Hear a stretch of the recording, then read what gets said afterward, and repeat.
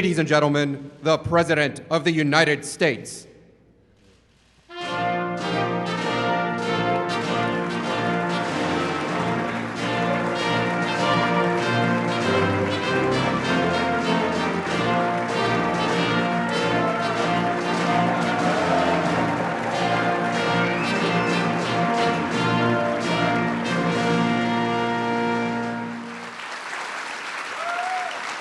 Well, thank you very much. Thank you.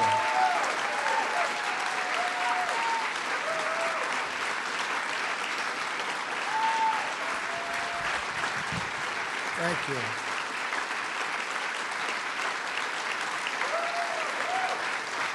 Wow.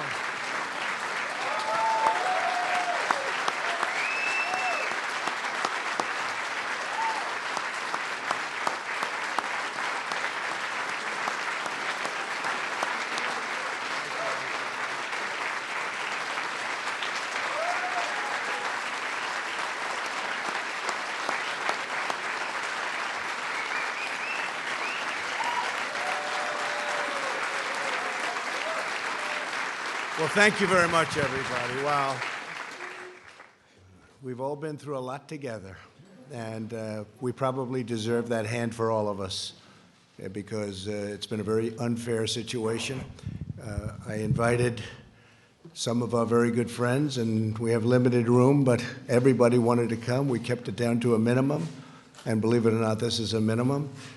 But a tremendous thing was done over the last number of months, but really, if you go back to it over the last number of years, we had the witch hunt. It started from the day we came down the elevator, myself and our future First Lady, who's with us right now. Thank you, Melania.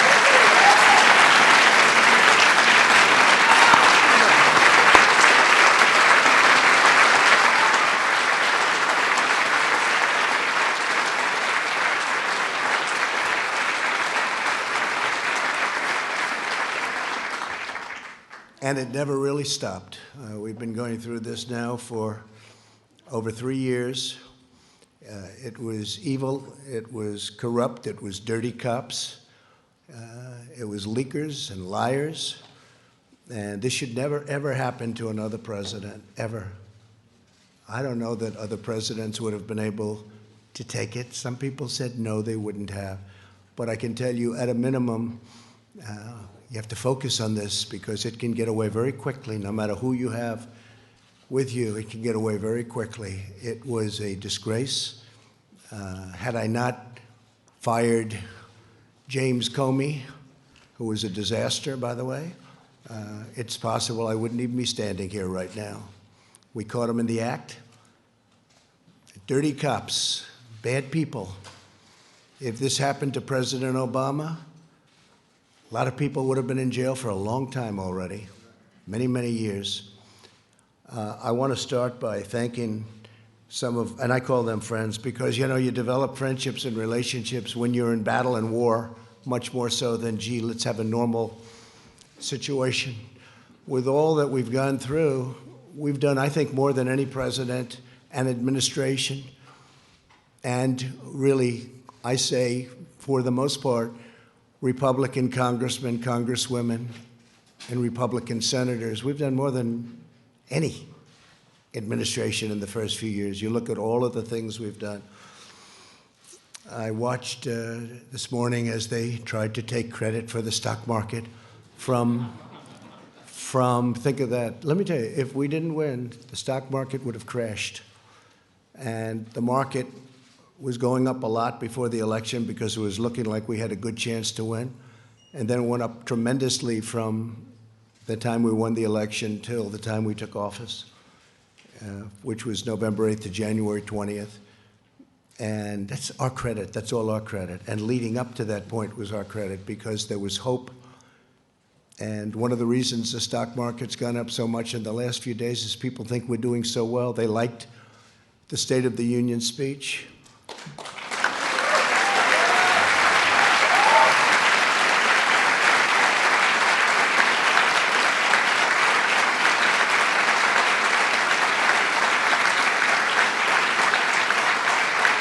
It really is. It's a true honor to give it. Making the State of the Union speech, I was with some people that have been around. They've been all over the world. And one of them said, highly sophisticated person, said, you know, no matter where you go in the world, it doesn't make any difference. There is nothing like what I witnessed tonight. The beauty, the majesty of the chamber, the power of the United States, the power of the people in this room. Really an amazing, even I don't think there is anything like that anywhere in the world. You can go to any other country, you can go to any other location, any other place. It's the beauty of everything. It's what it represents and how it represents our country. I want to start by introducing some of the people that are here. I know some are going to be left out, but they work so hard. And this is really not a news conference. It's not a speech. It's not anything. It's just we're sort of, it's a celebration because we have something that just worked out. I mean, it worked out. We went through hell unfairly, did nothing wrong, did nothing wrong. I've done things wrong in my life, I will admit.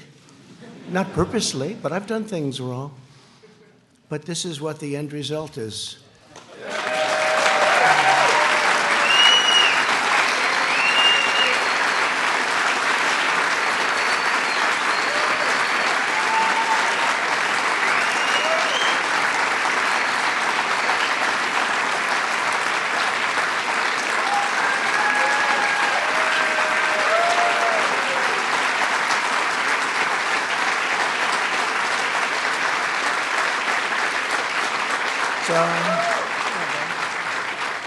You could take that home, honey. Maybe we'll frame it.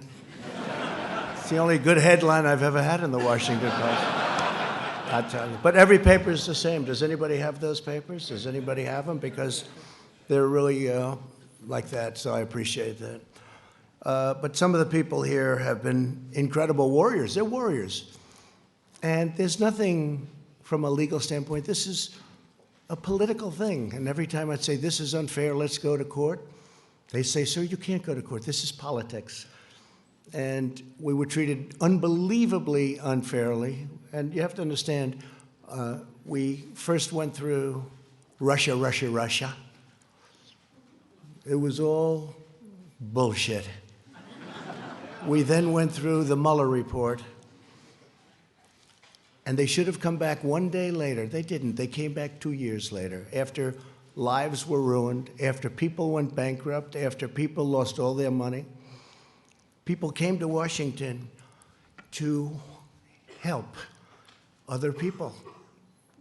Bright-eyed and bushy-tailed, I say. They came, 1 or 2 or 3 people in particular, but many people. We had a rough campaign. It was nasty. It was one of the nastiest, they say. They say Andrew Jackson was always the nastiest campaign. They actually said we topped it. It was a nasty both in the primaries and in the election. But you see, we thought after the election it would stop, but it didn't stop. It just started. And tremendous corruption. Tremendous corruption. So we had a campaign. Little did we know we were running against some very, very bad and evil people with fake dossiers, with all of these horrible, dirty cops that took these dossiers and did bad things. They knew all about it. The FISA courts should be ashamed of themselves.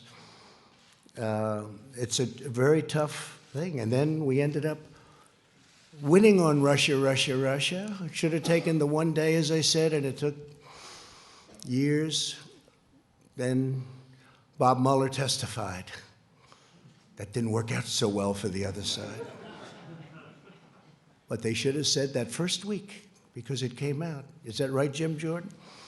They knew in the first 2 days, actually. Devin, is that right? 2 days, they knew that we were totally innocent. But they kept it going, Mark. They kept it going forever. Because they wanted to inflict political pain on somebody that had just won an election that to a lot of people was surprised. I mean, we had polls that said we were going to win. We had Los Angeles Times and a few papers actually said we were going to win, but it was going to be close. And we did win. It was one of the greatest wins of all time. And they said, okay, he won. And, you know, I wrote this down because that was where a thing called the insurance policy, to me, when I saw the insurance policy, and that was done long before the election, that was done when they thought that Hillary Clinton was going to win. And by the way, Hillary Clinton and the DNC paid for millions of dollars, the fake dossier. And now Christopher Steele admits that it's a fake because he got sued by rich people. I should have sued him too, but when you're president, people don't like suing. I want to thank my legal team, by the way, not for that advice, but for other advice. Pat, Jay, Pat, you guys stand up, please. Great job.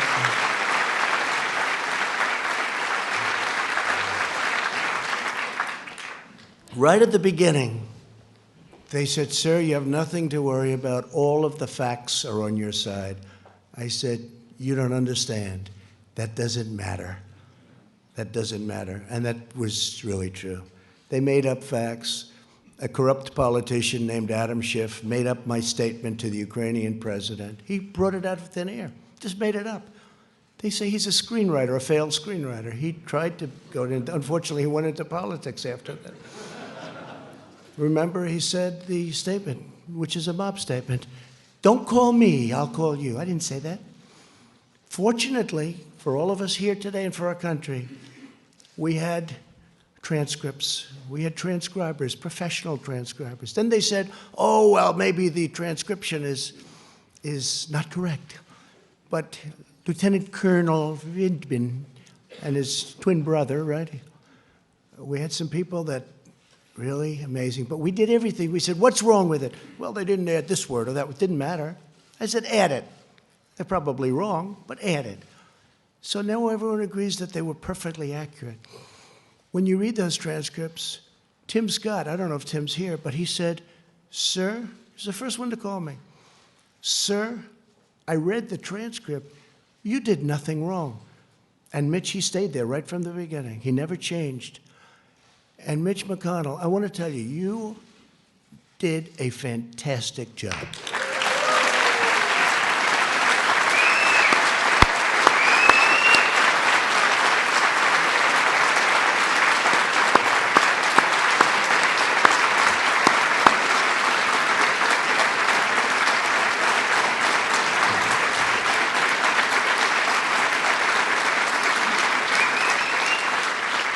Somebody said, you know, Mitch is quiet.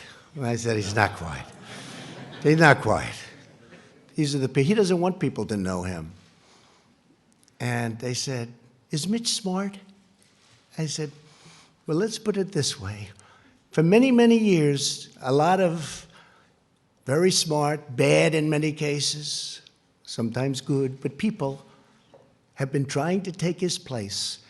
And to the best of my knowledge, I've never even heard the subject come up because they've been wiped out so fast. This guy is great, and I appreciate it, Mitch. And he's also given us 191 now. 191 federal judges, 2 Supreme Court judges, right? We're up to 191. Yeah. Great guy. Great guy. He's a tough guy to read. I'm good at reading people. Tough guy to read, I'd call him. My wife would say, how'd you do with Mitch? I don't know. That's what makes him good, when you can read somebody. Fantastic job. And he understood right from this was crooked politics. This was crooked politics.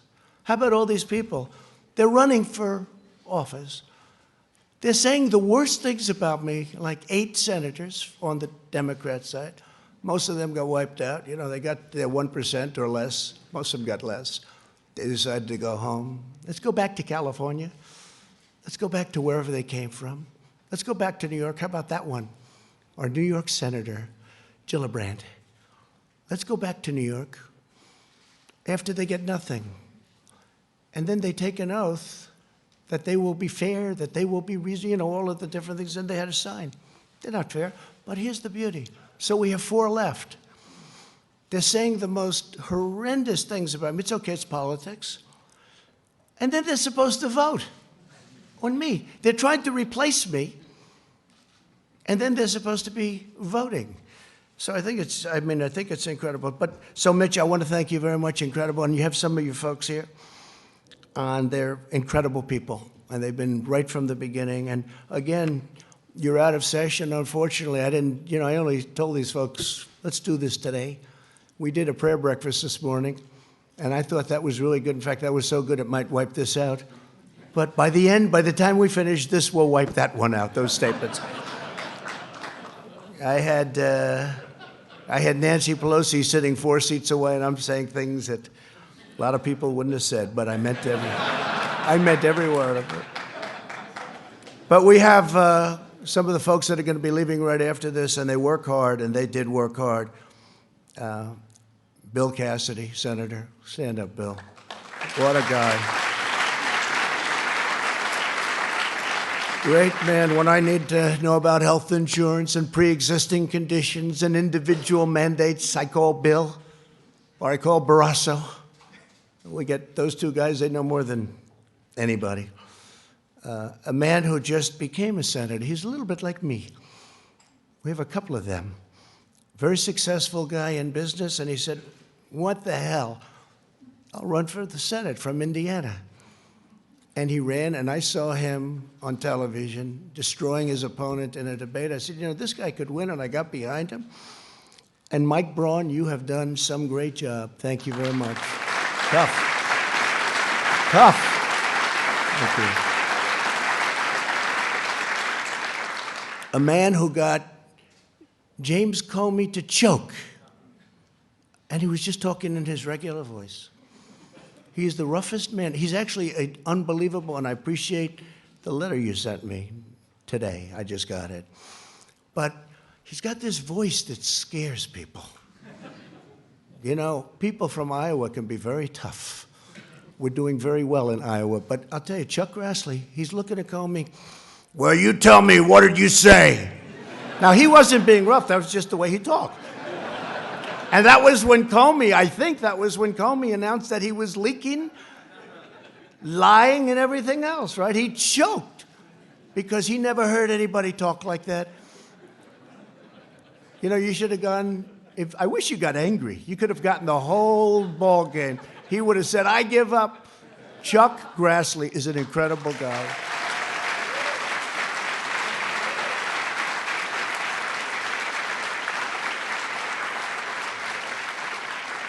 And a man who, he was running against a tough, smart campaigner. We learned out how good she was, right? She was a great campaigner. In fact, by the end of the campaign, she was actually, I thought she was more for me than you were, Josh. I was worried. I saw her ads. She was saying the greatest things about me. And you know who I'm talking about? And I went to a great place, Missouri, and I said, who do you have to beat her? And they said, well, we have 4 people. I said, let me see them. I got to interview people. Can you imagine? I'm interviewing people for the United States Senate. This is what I do. Where have I gone? But I love it. I love it because we're getting great people. The first one I met was Josh Hawley. After about 10 minutes, I said to the people, don't show me anybody else. This is the guy. He was the Attorney General, did a phenomenal job in the state, highly respected.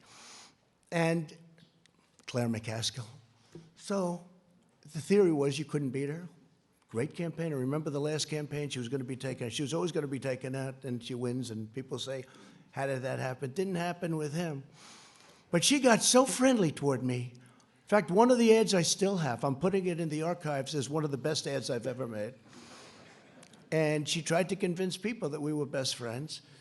But Josh ended up winning by 5 or 6 points. You were unbelievable. You were tough. And you are something. And one of the greatest supporters on the impeachment hoax was Josh Hawley. He was incensed, actually. I watched him.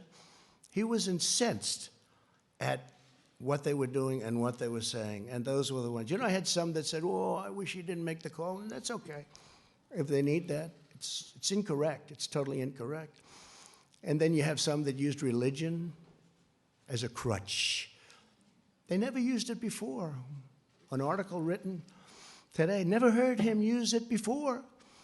But today, you know, it's one of those things. But, you know, it's a failed presidential candidate, so things can happen when you fail so badly running for president. But Josh Hawley, I want to thank you. You were right from the beginning. Man, did I make a good choice. Thank you, Jeff. Tremendous future. A man who is brilliant and who actually was deceived to an extent. Comes from a great state, Utah, where my poll numbers have gone through the roof, and one of the senators' poll numbers, and not this one, went down big. You saw that? You saw that, Mike? But Mike Lee is a brilliant guy. He's difficult. Whenever I sign bills, you know, we do sign a lot of legislation it's big and it's powerful, but it's sort of everybody has to approve it. And I see 99 to 1. 99 to 1. I say, don't tell me who's the one. Is it Mike? Yes. And he always has a good reason for it, too, by the way. But he's incredible. And right at the beginning, he knew we were right, Mike. And I appreciate it very much. You're just fantastic. And say hello to the people of Utah. And tell them, I'm sorry about Mitt Romney. I'm sorry. Okay? We can say that Mike Lee is by far the most popular senator from the state.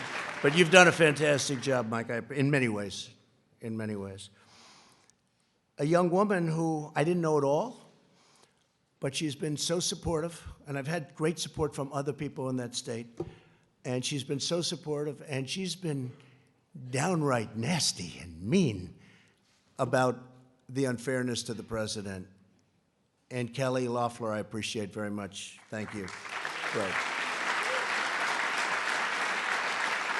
She saw it very early on. And we have, I don't know if we have other senators here, but we got a hell of a lot of congressmen. I'll go over them quickly, but they have also been, you know, it helped when we won 197 to nothing. That's got to be a first, Kevin, right? Is that like a first? The Republicans have this image. See, I say Democrats are lousy politicians because they have lousy policy. Open borders, sanctuary cities, they have horrible policy. Who the hell can win? Oh, their new policy is raise taxes. They want to raise taxes. You know, all my life, I wasn't in politics, but I'd say, if you're a politician, you want to say, we're going to lower taxes.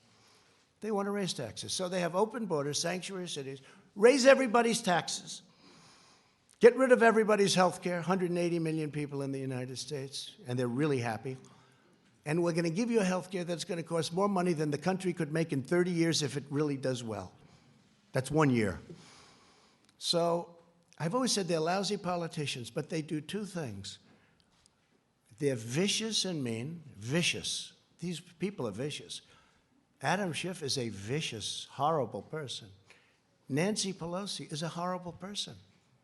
And she wanted to impeach a long time ago when she said, I pray for the president. I pray for the president. She doesn't pray. She may pray, but she prays for the opposite.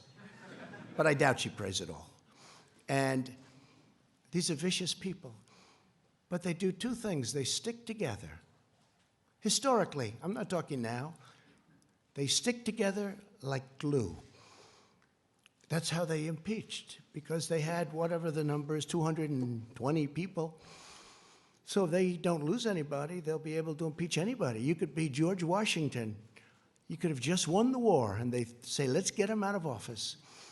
And they stuck together, and they're vicious as hell. And they'll probably come back for more, but maybe not, because the Republican Party's poll numbers, Mitch, have now gone up more than any time, I think, since 2004, 2005, and you know what happened then?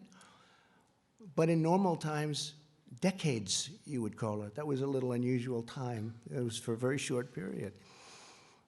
The Republicans party's poll numbers and Donald Trump's poll numbers are the highest I've ever had there. So maybe they won't. It's no way to get your poll numbers up. It's not worth it. Because from my family standpoint, it's been very unfair for my family. It's been very unfair to the country.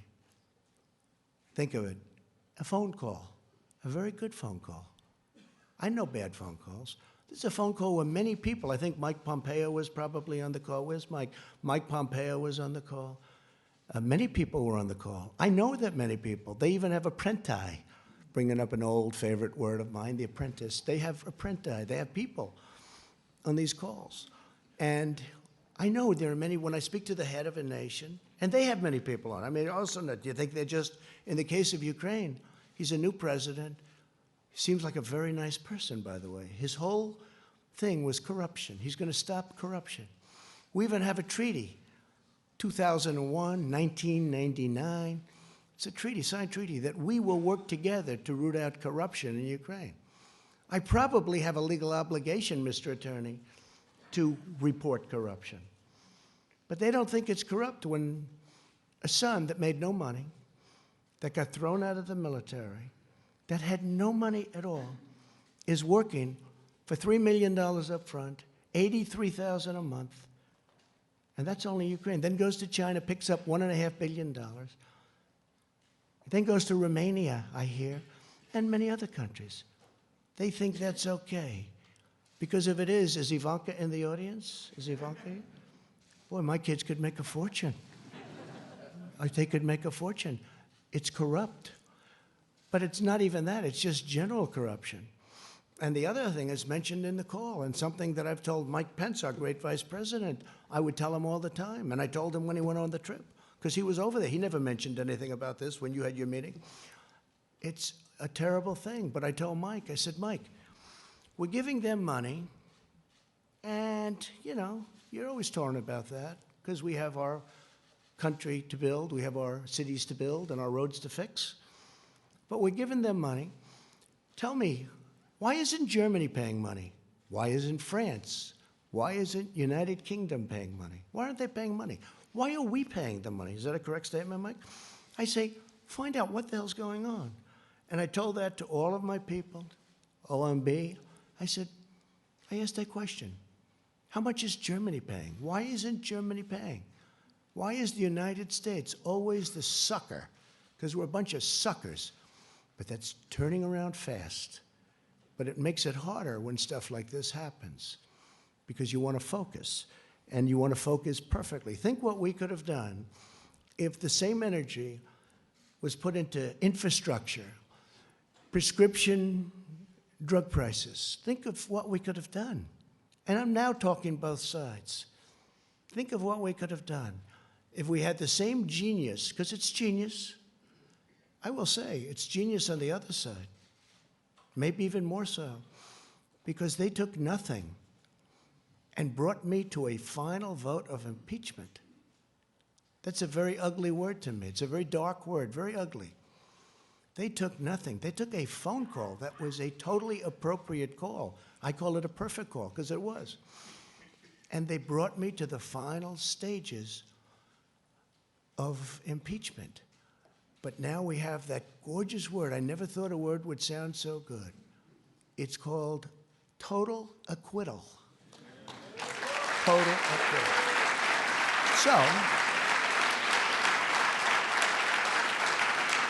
So I want to, if I could, real fast, just introduce a few of the people. I have to start with Kevin. Man, did you do a job? Lucky you're there. Lucky you're there. Because it wouldn't have worked out. If you don't have the right people, I'll tell you, Kevin McCarthy has done an incredible job.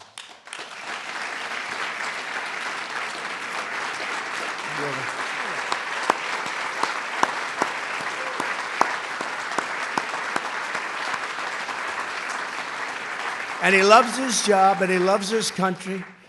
Tell you what, Mitch and Kevin, they love what they do. Now, Mitch wouldn't even tell you he liked it.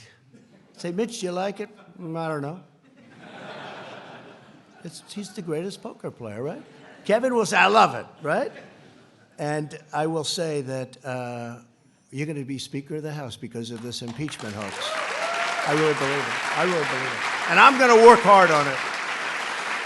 I'm going to try and get out to those Trump areas that we won by a lot. And you know, in 18, we didn't win. We just won 2 seats in North Carolina, 2 wonderful seats in North Carolina that were not supposed to be won. But I went and I made speeches and we had rallies and we did a great job and we won. We took 2 seats. Nobody writes about that. If we lost them, it would have been the biggest story of the year. But we're going to go. We're going to do a job and we're going to win a lot of seats. We're going to win a lot of seats. People are very angry that Nancy Pelosi and all of these guys, I mean, Nadler, I know him much of my life. He's fought me in New York for 25 years. I always beat him. And I had to beat him another time. And I'll probably have to beat him again. Because if they find that I happen to walk across the street and maybe go against the light or something, let's impeach him. So I'll probably have to do it again because these people have gone stone cold crazy. But I've beaten them all my life. And I'll beat them again if I have to. But what they're doing is very unfair. Very unfair. So Kevin McCarthy has been great. So a few names, right? And there'll be a few you forget. If you want, you can raise, and I'll say, great, love to have you, wonderful. But we're going to do the best we can. And I have my cabinet, but my cabinet's different. I appoint them, okay? I didn't see all of them helping so much. You know, they were running their various bureaucracies, right? Now, my cabinet's great, and they're all here. But today is the day to celebrate these great warriors, right? These are great warriors. They really fought hard for us. And so I'll start. Kelly Armstrong, North Dakota. Kelly, thank you. Great job. Great job. Jim Banks of Indiana. Jim, thank you. Great job. Andy Biggs. Where's Andy? Boy, oh boy, Andy. There's a guy. He's tough. I hear we're doing well in Arizona, huh? It's going good, yeah? I think so. I think I saw a poll that was very good. For me, I think we have to make sure Martha's going to do, I think Martha's going to do good. But we have some states that are going to be not easy. But Arizona's been great.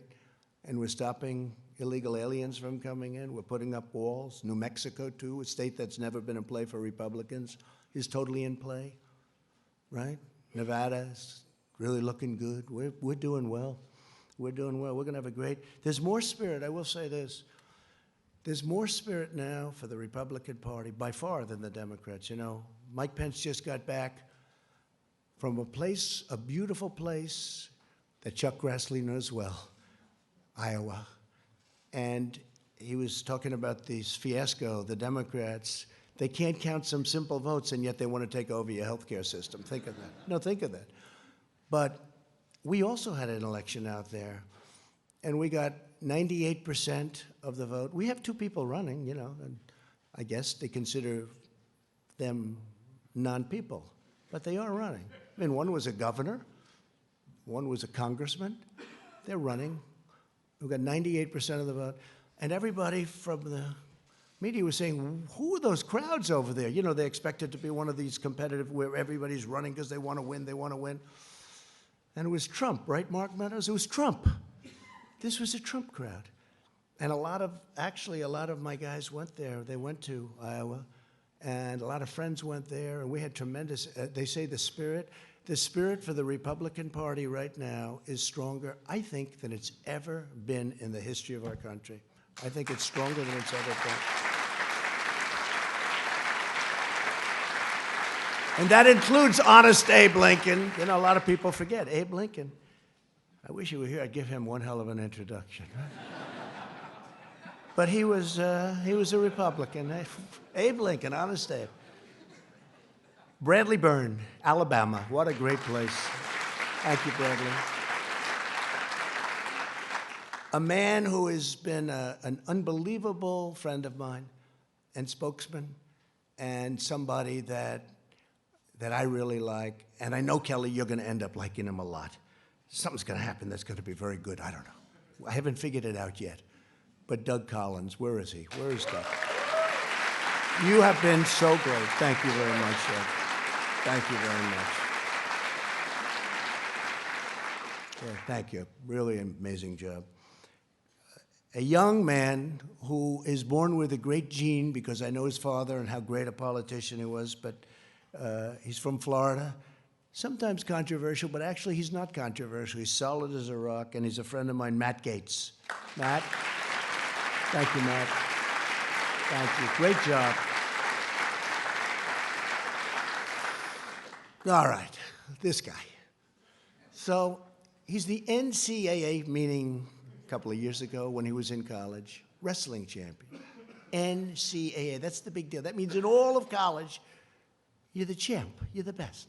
His record was ridiculous. Nobody could beat him. And I see it, every time I see it. When I first got to know him, Jim Jordan, when I first got to know Jim, I said, he never wears a jacket. What the hell's going on? He's obviously very proud of his body.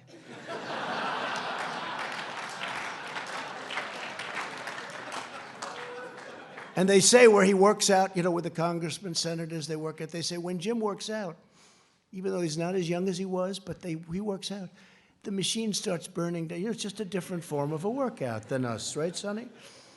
And there he is. Look at that guy. But one day I'm looking, and he looks tough, and I'm looking at those ears.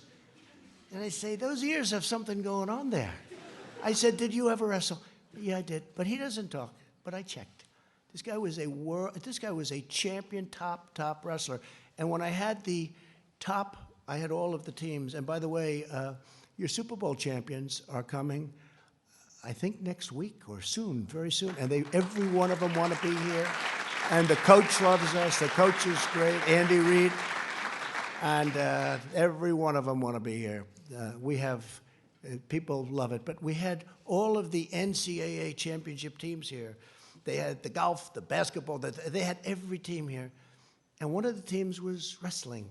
The wrestling team was that Penn State. And Penn State won the title. They have a great team.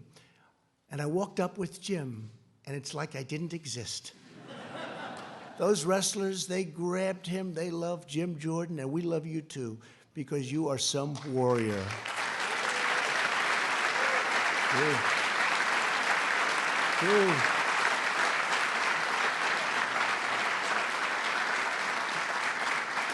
A woman who became a star. We have a couple of women that became stars, you two. And I always liked the name of her, I liked the name, Lesko. I liked it. That's how I picked it. I liked the name. I saw that face. I saw that everything. They gave me cards. She had like 7 opponents, right? And you have no idea how much the public appreciates how smart, how sharp you are. This I can't tell. I can't tell.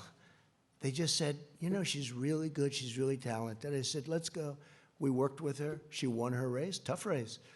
It's no longer tough because what she does out there is incredible. Arizona loves her. But you were so incredible representing, I don't say me, representing our country and getting it out of this impeachment hoax. What you did was incredible. So Debbie, please stand up. Debbie, let's go.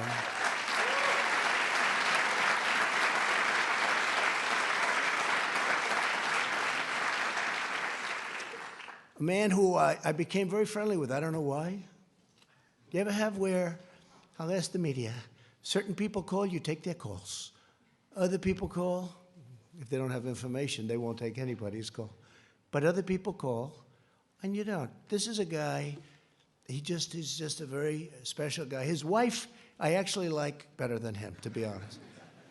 Because he doesn't know that I know that he didn't actually support me right from the beginning, but she did. And on my worst day, right? On my worst day, my worst, I won't tell you why it was my worst, but it was not one of those good days. She got on a bus, got many other buses, and women all over North Carolina, and they toured North Carolina. Well, Mark was back sort of semi-supporting another candidate, which he ended up leaving very quickly. I don't think you had a choice because of your wife. But thank her. And Mark Meadows, he's an extraordinary guy. I mean, the only problem is I guess he's announcing, he'd only win by 40 points, but he's announcing that he'll be not running this time. You have somebody good to run?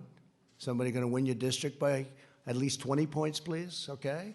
But he's a tremendously talented man, not just as a politician. As a human being, he's incredible. And during these horrible times, I mean, the way he worked, and Jim and all of you guys, the way they worked was so, it was like their life was at stake. So many.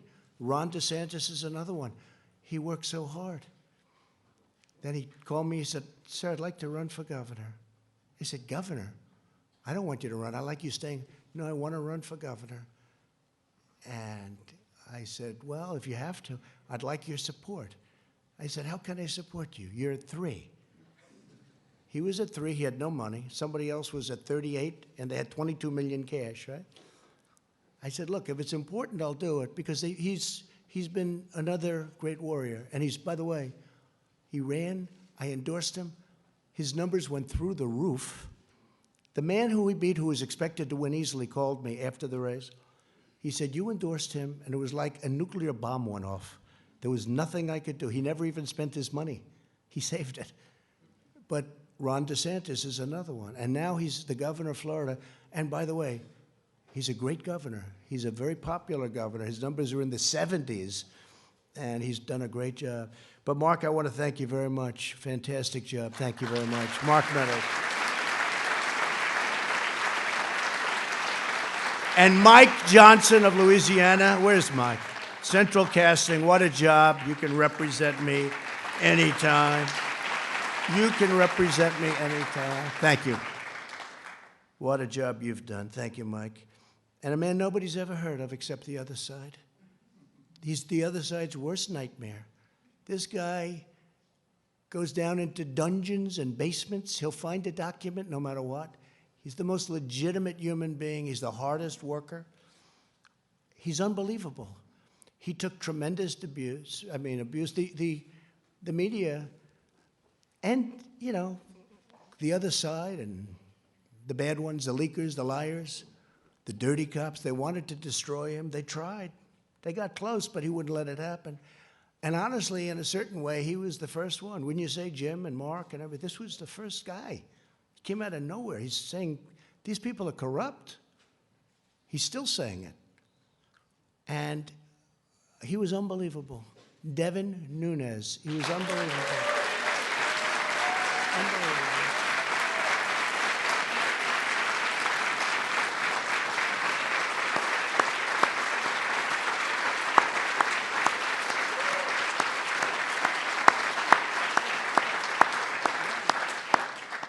That's so true, Devin. He'd come in and say, I didn't even know him. I just heard there was this congressman who kept going into a basement, into files. He knew something was wrong. You felt it, right? And now we know a lot more than we knew then, right? You never thought it was as bad as it is. And hopefully we're going to take care of things because we can never, ever allow this to happen again.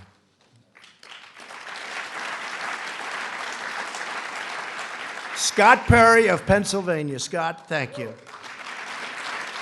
Thank you, Scott. Really great. And you're doing very well over there, by the way, just so your numbers. A man who is central casting. If I'm going to pick Perry Mason, I'm going to do a remake of Perry Mason. Other than Bill Barr, I picked this guy, but I have to say, I picked Barr. I picked Barr first, right? John Ratcliffe, right? But I have to tell you, if we're doing a remake of Perry Mason, the man I get, there's nobody in Hollywood like this, John Ratcliffe, right? Stand up, John. Such a great lawyer. Incredible guy, incredible talent, but just a great lawyer, and we appreciate it. He gets on that screen, and everyone says, I agree. The other side folds up so fast. We'll probably be using a lot of you in the next year. But you have been fantastic, John. We appreciate it. Thank you very much. A man who's braver than me and braver than all of us in this room, he got whacked. He got whacked. My Steve, right? I went to the hospital with our great First Lady that night, right, honey? And we saw a man that was not going to make it. He was not going to make it. He was the doctor. And I told him, his wife, I said, she loves you. Why do you say that? Because she was devastated. A lot of wives wouldn't give a damn. A lot of wives would have said, hey, yeah. I said, how's he doing? Oh, she couldn't even talk. She was inconsolable. Most wives would say, not good. Listen, I'm going home now. But the doctor came in. The wife is like, she was a total mess. She was really devastated. And it really looked like he had a 25% chance. I think you set a record for blood loss. And Steve Scalise, honestly, I think you're better looking now. You're more handsome now. You weren't that good looking. You look good now. He looks better now. Can you believe it? I don't know what the hell that is. Sure. Better now.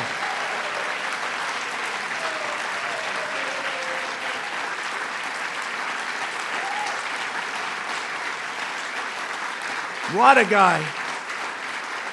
And he was practicing. He was practicing for the baseball game against, I guess, the Democrats, right? And this whack job started shooting, hurt Rogers. I don't know if Rogers here, but hurt a number of people, hit him, but really hit Steve. Steve was at second base. He was the second baseman. And he went down, and it was terrible. I mean, I saw the whole thing, and it was terrible. Unfortunately, you had two brave policemen with you because of your high position in Congress. You had two policemen, and they were amazing. The man and the woman. And they came, and they didn't have rifles. They were against supposedly a pretty good sharpshooter with rifles, good equipment, and all they had was a gun. And they started coming in from the outfield shooting. And they're so far away that a handgun is not preferred. And this guy has the rifle, and he's hitting people, and he was going to move up, and there was no out. I mean, if he would have been able to move up, there was no way to get out. The entrance was a single entrance way on the other side where he was. So everyone went into the dugout, ran into the dugout. But Steve was really hit badly in the stomach, and with a bullet that rips you apart. It was supposed to do that. It rips you apart. And these two people came charging forward, boom, boom, boom. And one of them, you know who? One of them, him, got the shooter, hit him, and then got him, killed him from long distance. It was amazing. If you didn't have those two people, you can imagine, right? You could imagine what would happen. So Melania and I went to the hospital that night, and he was in such bad shape, and he's been working ever since so hard. But 6 months ago, they had a baseball game at the Nationals Park, and I'm watching. And it's on television. And it's just, you know, game, people, you want to win it, right? And Steve's at second base. The poor guy can't even walk. Do you remember Bobby Richardson for the New York Yankees? He was known for range, Louis. Range. He had the greatest range. If a ball's hit the shortstop, Bobby Richardson's the second baseman. Bobby Richardson would field the ball. If it's hit the first base, he'll throw it to the first baseman. He had unbelievable range. This was not Steve Scalise. Steve had no range. 1 foot, and he has to fall down, right? Because, you know, he was trying to get better. I don't know who the hell put you on the field. And this is a true story. So the game starts, and the first pitch, Steve's standing at second base, and the guy is really in bad shape. And I said, this is terrible. A shot, ground ball shot, is hit to second. And Steve, I say, I didn't have time to think too much, but I said, this is not good.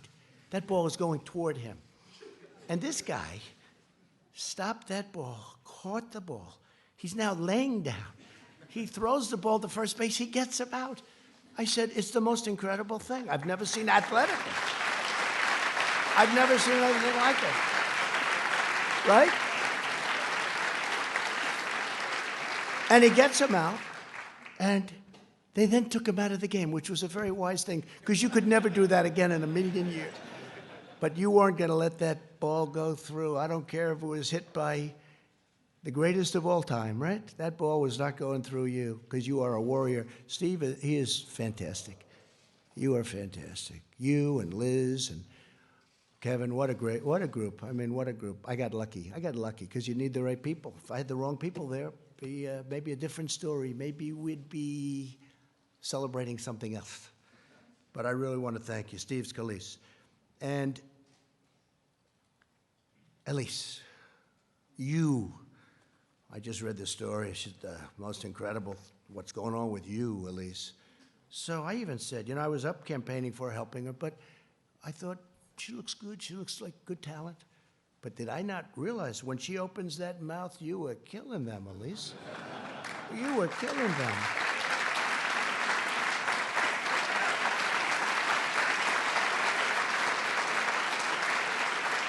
Elise, and there's a big story in the New York Post. I love the New York Post because they treat me well. There aren't too many of you that do, but today you're treating me well. I even had a great headline. New York Times, Washington Post. I had all these great headlines. Maybe we should just end it right there. But you had the greatest story yesterday in the Post, that people from all over the country are contributing to her campaign. They were so enthralled with the way you handled yourself, what you said, the way you said it. And I'll always be your friend. I think it's really an amazing story. What a great future you have. What a great future. Thank you. First Lady agrees, by the way. First Lady agrees. And Michael Turner, you can represent me anytime. Where's Michael? Where is he? Well, you can represent me. How good were you? There's another Perry Mason type, I think, right? What do you think, John? But Michael, you were fantastic, and we appreciate it. Brad Wenstrup. Where's Brad? Brad. Great.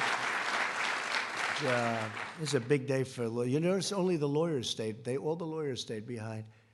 Lee Zeldin, how good are you? How good are you? Man.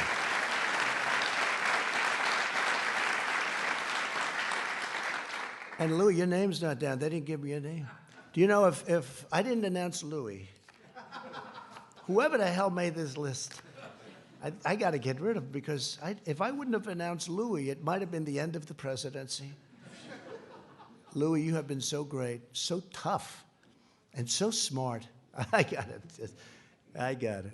But Louis has been amazing. He's a tough guy. He's a smart guy. He's streetwise like crazy. We love Texas.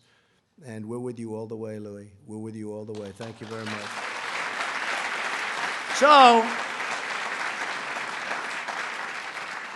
So that's the story. We have a great group of warriors, and there are others left, and I guess probably, I'm sure I didn't mention a few, and I apologize if that's the case. How's CPAC doing? Good? Huh? My man, stand up, please, will you? He's the one, he said you should run.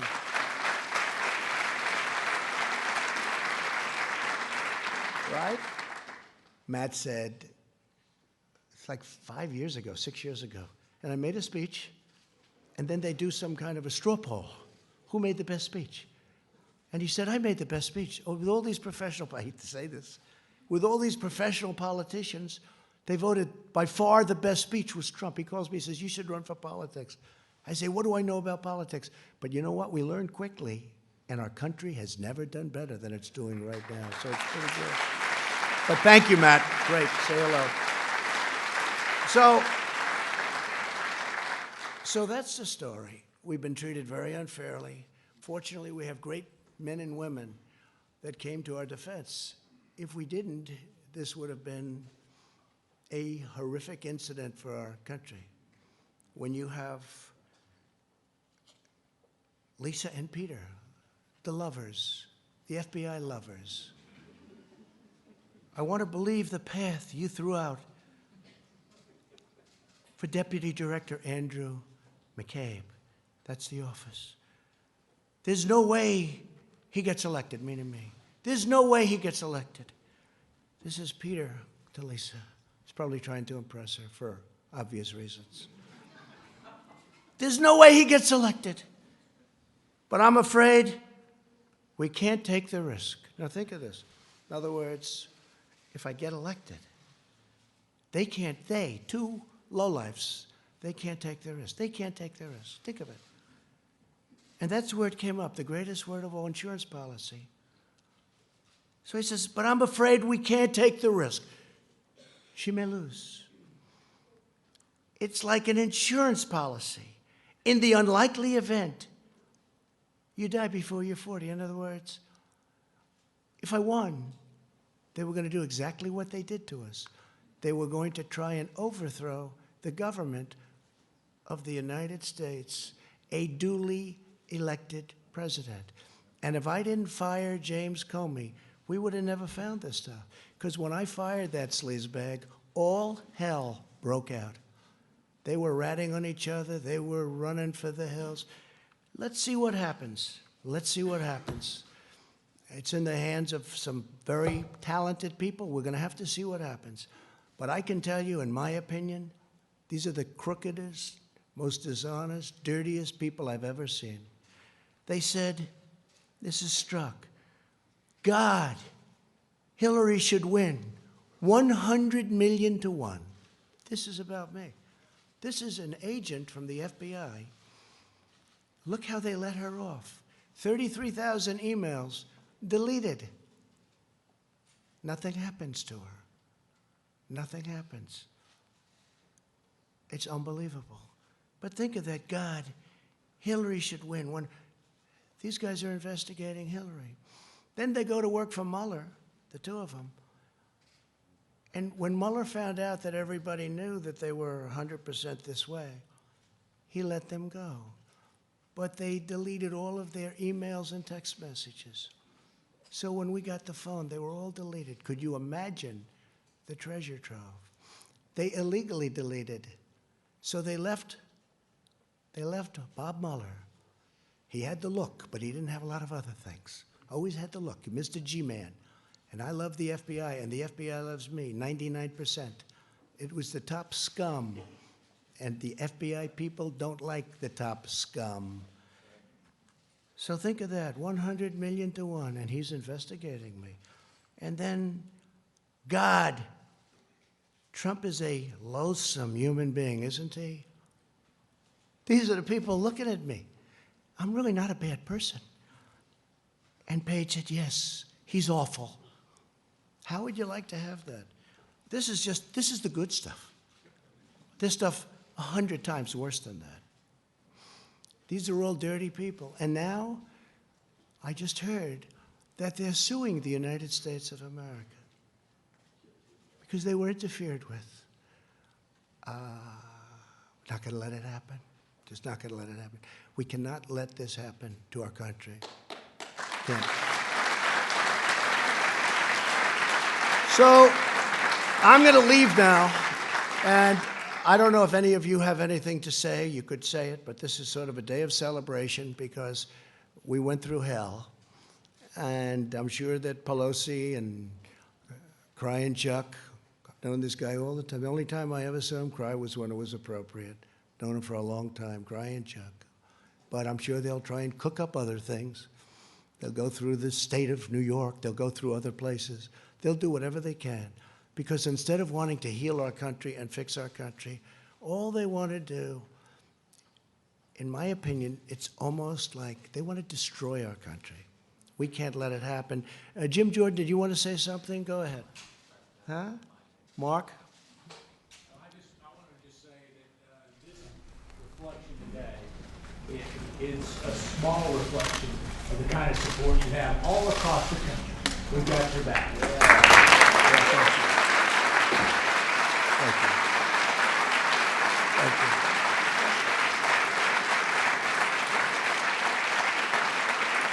you. This was a highly partisan situation. Pelosi said, I copied it down exactly. Before the impeachment, she wanted to impeach from day one, by the way. Don't let it fool you. You know, she said, no, the impeachment is a very serious thing. I said, she wants to impeach. Watch. Impeachment is so divisive to the country that unless there's something so compelling and so overwhelming and bipartisan, it was 197 to nothing. And other than one failed presidential candidate, and I call that half a vote because he actually voted for us on the other one. but we had one failed presidential candidate. That's the only half a vote we lost. So we had almost 53 to nothing. We had 197 to nothing. And the only one that voted against was a guy that can't stand the fact that he ran one of the worst campaigns in the history of the presidency. But she said, there's something so compelling, has to be so compelling and so overwhelming and bipartisan. I don't think we should go down that path because it divides the country. She was right about that. And it's just not worth it. That was Nancy Pelosi a year ago, right? And I think it's a shame. I think it's a shame. But as I said, if we can put this genius to work on roads and highways and bridges and all of the things we can do, prescription drugs. You know, we had Secretary Azar's here, and I want to thank him for this, but we had first time in 51 years where drug prices actually came down last year. First time in 51 years. But what we can do working with both parties in Congress would be unbelievable. It'd be unbelievable, all we can do. And I know Chuck Grassley is working very hard on it, and Mitch is working very hard on it. But what we can do is incredible. What we can do just generally. We've done so much without it. We've rebuilt our military. We've cut regulations at a level that nobody thought possible. We'll always protect our Second Amendment. We all know that. But I just want to tell you that it's an honor to be with you all. I want to apologize to my family for having them have to go through a phony, rotten deal by some very evil and sick people. And Ivanka's here, and my sons, and my whole family. And that includes Barron. That includes Barron, who's up there as a young boy. Stand up, honey. Ivanka, thank you, honey. Come.